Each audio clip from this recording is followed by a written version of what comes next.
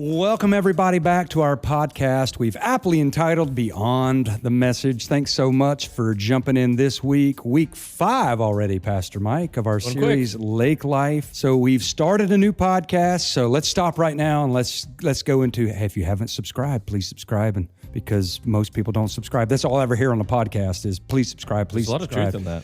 So I know we're brand new, but I love what we're doing. It's actually, when we started, I'm like, okay, let's do a podcast. Everybody has a podcast, but I'm enjoying just the kind of recap beyond the moment, beyond the message of a series called Lake Life. And I think we'll keep doing this into the future. Thanks for the comments back and a lot of people listening in. We're just going to try to gain some traction and just kind of talk about growing in our faith. This series called Lake Life, Living Authentic, Kingdom Effective. If you were in the first service yesterday, I kind of lost the acronym and it got a little weird, but what it means to be a disciple of Christ. So Mike, I'll say this, Pastor Mike's with me, but I kind of believe in my mind, this will be the message that stands out for me in this entire series. I think it's most convictional for me just because where I'm at, I guess, in my walk, in my faith life, in my real life, my age, all that stuff. I think the idea of risking it and jumping, that analogy is very, very, very, very true in a lot of people's lives. So this week, I jumped into Benjamin Bloom's 5 levels of change. He coined it back in the 1950s. We were into Matthew chapter 25, and those 5 levels of change. If you want to change something in your life, you got to first be aware of it, you got to ponder it, you got to value, hey, this is important, but then you got to prioritize it and own it. And he would basically say there's the gap between 3 and 4. It's easy to think about stuff. You're listening to this podcast, probably for a reason. Maybe you're just intrigued, but there's some things in our life that need to be changed. Some people don't even like that conversation. They're like, why would you do that? But we all know in life, we can get stuck. We can be paralyzed in fear. We can get lazy. We can get distracted. And Christ brings it up way before Benjamin Bloom did in this parable of the talents. And that's the whole thrust of the week. There was kind of lots of things to think about, but the idea of risking it and jumping. And we use the gap as jumping off a cliff in Douglas Lake because lake life, especially where we are here in Sevierville, Tennessee, and we have a lake that there are some cliffs that you can go jump off of. And it's kind of fun to do, but the older you get, the scarier you get, and you don't want to do it. And I think that in our spiritual lives resonates very, very loudly. So I'm intrigued. I'm excited to hear your take on this. I know I preached basically it myself and everybody else listened in. What did you get out of it? Well, first up, we didn't even get a chance to talk about the message at all before sitting down at this moment. But for your curiosity, we had 4 people that accepted Christ in response to the weekend's message online. And that's kind of where my mind immediately went to with this is the first time I heard you bring the message this weekend, retelling the story about, behind the scenes, going out there, shooting the video and all that, and having, of course, you jumping, Mason jumping, Jalen jumping.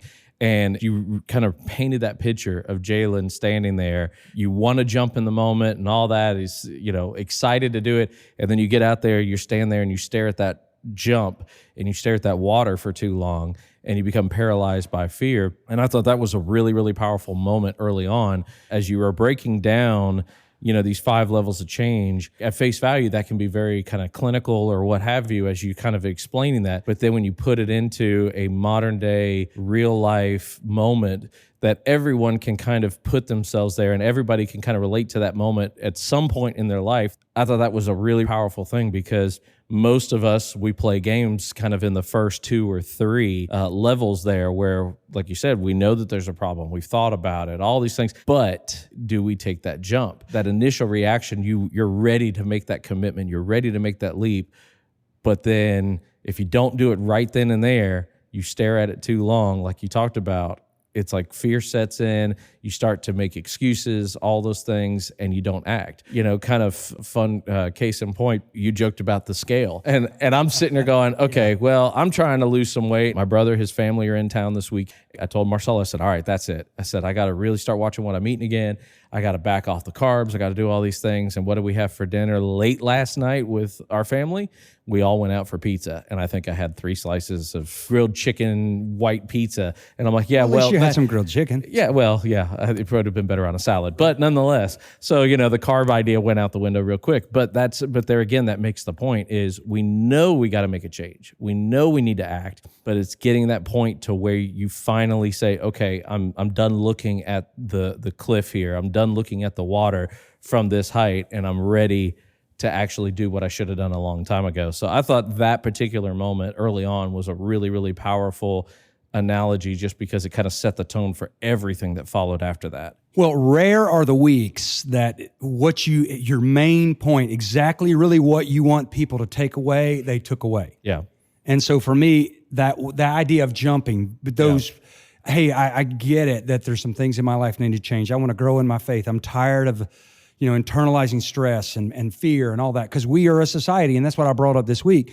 And it's just, even if you didn't hear the sermon, it's kind of a self-contained moment here. We all try to just mitigate risk. We don't want to risk anything anymore. We think it's prudent not to risk anything. Do not stick your neck out. Kind of your message 2 weeks ago. Don't make waves. But the idea I was trying to bring up is, and Jesus brings it up the best in the parable of the talents, if you really bring it down to one sentence, those willing to risk nothing actually risk losing everything. And I brought it up, the idea of adrenaline, why we take risk, and like things like jumping off a cliff takes your pain away. It boosts a lot of things. It helps blood flow, all that stuff. And then you do nothing. You actually feel alive in the moment. Your cholesterol piles up. You internalize stress. You have high blood pressure, your lungs are wimpy, you lose muscle tone, and yet people sit there. You can almost feel it. People are like, I would never do that. I'm going to sit at the house. And then I made the statement, maybe hurling yourself in the air is less risky than sitting in the chair. In your spiritual life, oh my gosh, I mean, that was it. And so the comments that I got, I had a guy that I've been begging to be at church, and he was finally back. Everybody gets out of rhythm. Right. And he texts me and he goes, I'm the guy on the cliff. That is me. And had a teenager walk out, tears in his eyes, basically giving me a compliment. As a teen, I'll take it, right? A teenager say, he goes, you know how to verbalize exactly what I feel. I understand there's some things that I have to change, but I'm not prioritizing and owning it. That is such a powerful moment. There's reasons to be at church and to ponder, to think about what is valuable, to become aware of things, whether you like it or not. But ultimately, most people sit there and never jump. And it's like, well, I'm not going to stick my neck out. I'm not going to risk anything, because that's our society. We don't want to risk anything anymore. No. And yet you hear people like, hey, get up every morning, David Goggins, and chase suffering. And you got to do so. You got to take that. You got get out there and run and do this. And so I asked myself, and I'm asking myself now, when was the last time I did anything hard? It's easy to be super comfortable. And so I kind of went back to my dad's illustrations of risk taker, caretaker, undertaker, and the idea of what seat are you sitting in. If you're growing or dying. If you're not going to take a risk, you're going to turn into try to just caretaking the situation, which won't last long. You'll just kind of become an undertaker. It's just, you'll deal with the process of death or whatever that is, relationship, business, but mostly our spiritual lives. And I think most people don't understand that. They think, I can sit in the same place. I don't have to do anything. It can be real comfortable. I'll listen to God's word. I understand that's probably needed, but I'm not going to do anything about it. And I think if you want to be a disciple of Christ and follow Christ, and it's not all defense, but offense as well, a full court follower of Christ, to live authentic, kingdom effective, you're going to have to take risk. And Jesus in Matthew 25, and this is really where we landed. We read the whole parable, where it was located. Did you ever really think of where it was located? Right there, the chapter before, Jesus says, watch out that no one deceives you. Yeah. And then he separates the sheep from the goats, and then he Last Supper and goes to the cross. It's pretty interesting that this would be a lasting story in a very unique place. Yeah, definitely playing off of kind of the importance of going from the story of the bridesmaids and Christ's return, and then this idea. It's kind of like my mind goes back to when you just spoke about, taking up your cross. We're still playing into the same ideas. He's stressing the fact that there's going to be times you got to stick your neck out. There's got to be times where you've got to maybe get uncomfortable in order to follow Christ. The idea just kind of keeps flowing, even though a lot of times we break it down based on kind of the little mini subheadings and things like that, the way the Bible reads. Yeah, I mean, obviously, I think he's talking to followers, to disciples, to Christians, that he is going to die on a cross. He's going to rise again. He's going to basically return to his Father, and he's going to be gone. Yeah. And the church will begin to rise, and we are called to be Christ-like and make a difference. And he's asking, are you going to invest? Are you just going to listen to this and do nothing with it? Or are you going to go make a difference somewhere else? Obviously, I think there's so many layers to that.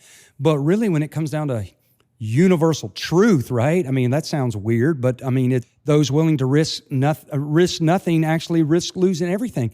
That's anything in life. There is no success without sacrifice. And I'm not going to preach this week's message, but we go back to the founding fathers. And we all, anymore, we're led to believe, well, they were a bunch of hoity-toity rich people, the 1%ers, that signed a document and signed their death warrant. Yeah. Talking about taking a risk. Think of the disciples' lives and what happened to many of them. Taking a risk, standing on what you believe. And ultimately, as Christians, I kind of boiled it down to everyday faith. It wasn't these big, I'm going to start a business, I'm going to do this. Maybe take a risk and forgive somebody. Christ says, forgive as I've forgiven you, not to get them off the hook, but to set you free.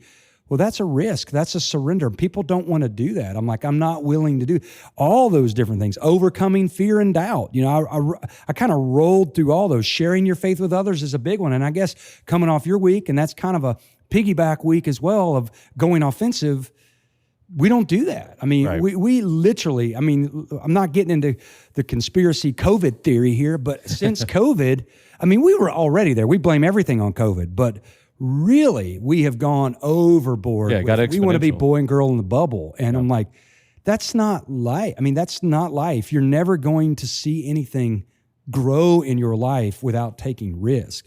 And for me, I don't know, I equated it to I'm sick of getting old. I'm not going to be the guy sitting in the boat while the 20-year-olds have some fun and jump off a cliff and feel that adrenaline and just what that does for you as you can live. And I'm just like, man, now, I didn't jump 60 feet, but I jumped 30 feet. It's all inappropriate. And that's just a weird little fun analogy of jumping off a cliff at a lake.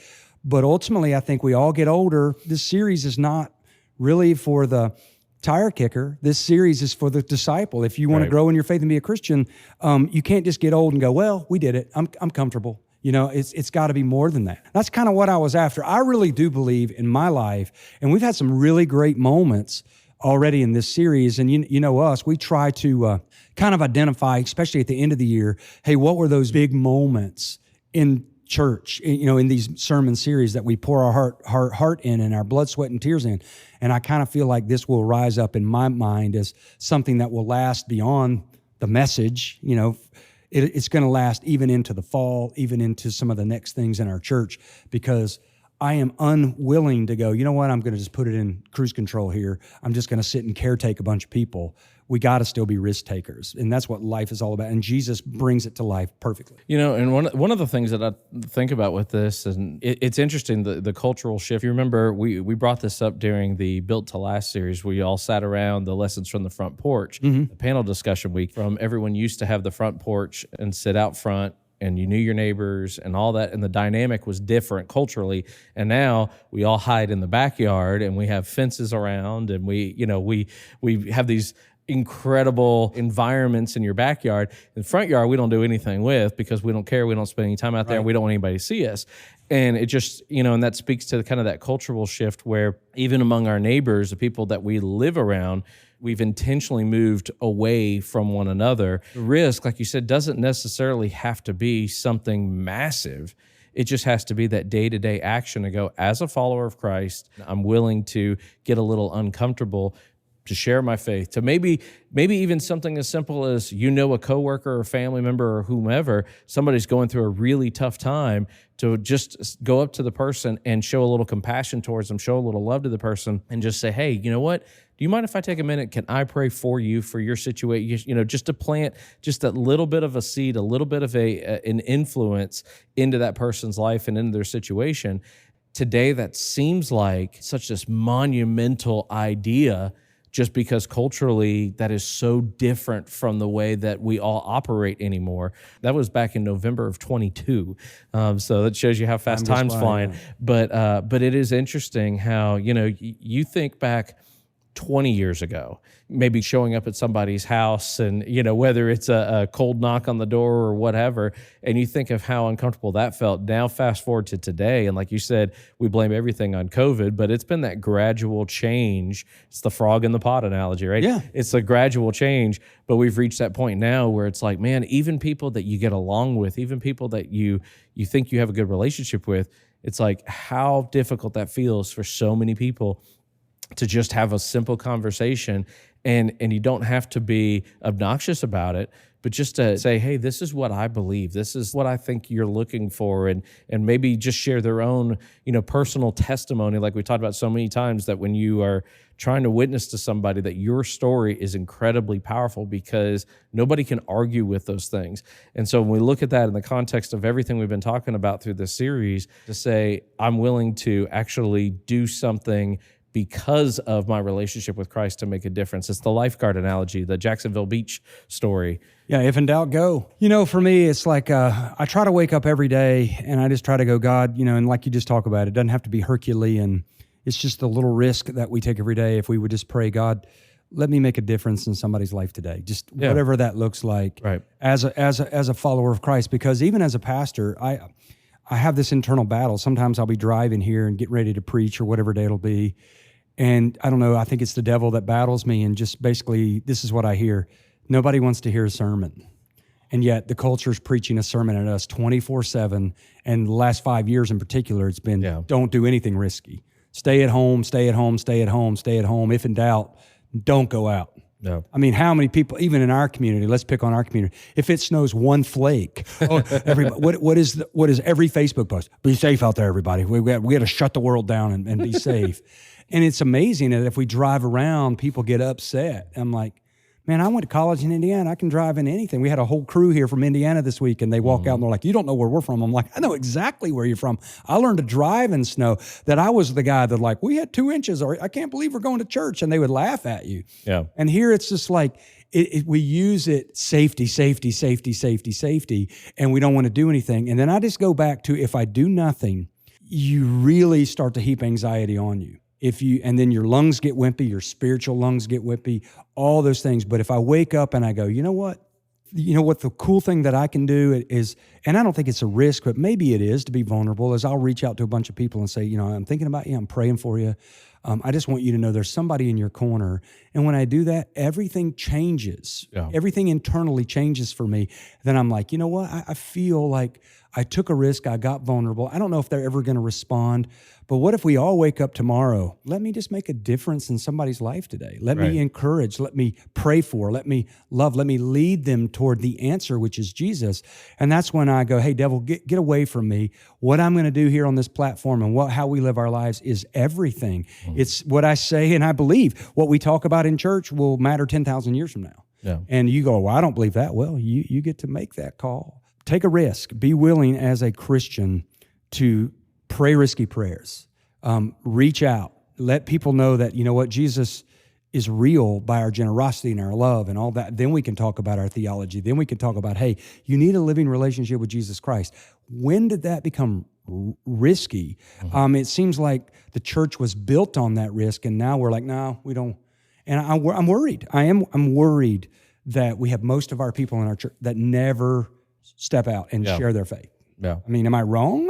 I've said it before. I think you need to go back to the I Choose 20 message from years ago, because it's the same idea. And the idea being that essentially that, out of any organization, but it applies in the church as well, basically 20% do all the work. I think that that's true across the board. It's interesting how the baby Christian tends to be the most impactful and the most effective witness, because this is all fresh in their heart and mind, and they are realizing how much things are changing in their life. And so they're excited. They want to talk about it. They want to share that with people. And it's just the natural outpouring of what they're personally experiencing. Perhaps the deeper issue that we all need to look at in this conversation is that when it comes to this idea of taking a risk, sticking your neck out, you talked about how risk takers keep climbing. It plays into this idea. Am I not sharing my faith because of fear?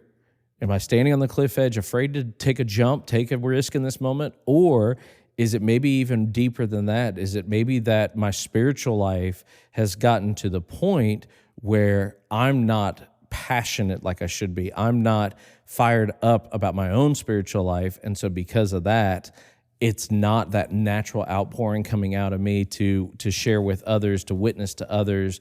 Micah's at that age, he's 9, and the other night, we got home, kind of got settled, summer schedule, so we get home later and all the kind of typical routine. And so I came in his room and checked on both kids. And as I go in his room to see if he's settled in and kind of getting ready to go to sleep, I walk in his room, and the way he's turned, I couldn't really see what he was doing at first, but he's stretched out across his bed, and he's, obviously reading something. And so I turn and look, and as I walk around, I'm like, hey, what are you doing? He's got his Bible open. And of course, I had to kind of laugh because he was reading Leviticus. So I said, well, that will, put you to sleep depending on what, But ooh, that's deep for a 9-year-old. For a 9-year-old. And that's, we had that conversation, and I said, buddy, I said, let me help you kind of, find some places if you want to, intentionally be reading your Bible. And he goes, well, Dad, and he had a bookmark, the ribbon bookmark in his Bible. He had that placed further in the Bible. And he goes, my goal is by Christmas, I want to be here. Right. And I'm like, I love that. If you've been a Christian for any length of time, just ask yourself, when was the last time that you looked at your Bible and said, hey, by Christmas, I want to be to this point? When was the last time that you looked at your neighbor, your coworker, your family member that does not have a relationship with Christ and go, hey, you know what? By Christmas, I want to see that person in church. Yeah. Whatever. We all need to set those goals in our lives, not only for our own benefit, for our own growth, in our own relationship with God, but the influence that we have on other people is so important. And so there again, the analogy of the 3 chairs, and then combined with the lifeguard sign, the if in doubt, go, I thought that was a very powerful way to kind of bring this whole idea to a close last week. And I think we all need to be asking ourselves, what is it that we need to be looking out towards those waters and saying, I'm willing to be the one who goes. I'm willing to be the one that gets uncomfortable. When in doubt, I'm still going to go. I'm going to put my neck on the line. I'm going to take a risk. That's good. We'll just close with this. I guess in my life, where I'm at 55, I'm not 9, I'm 55, and I want to keep growing. Yeah. I don't want to get stuck in a rut. And so as I stand on that cliff and I take the jump or not, and I know it's valuable, I know it's important, there are things in life that I want to really kind of focus on. And in order to prioritize and own it, I got to jump. And why am I not jumping? Yeah. It's either distraction, laziness, or fear. And so all of us, we can put ourselves in that, our spiritual lives, our everyday lives. I mean, it's just so good to think about. Thanks, guys, for joining us this week. I mean, we literally could go on and on. We really like this format. And just today, let the sermon, let this moment go beyond this moment. And just wake up tomorrow morning, all of us. What a difference it would be if we go, hey, God, I'm willing to take a risk. I want to make a difference in somebody's life today. Wow, that would change a lot of things. Love y'all. We'll see you next week.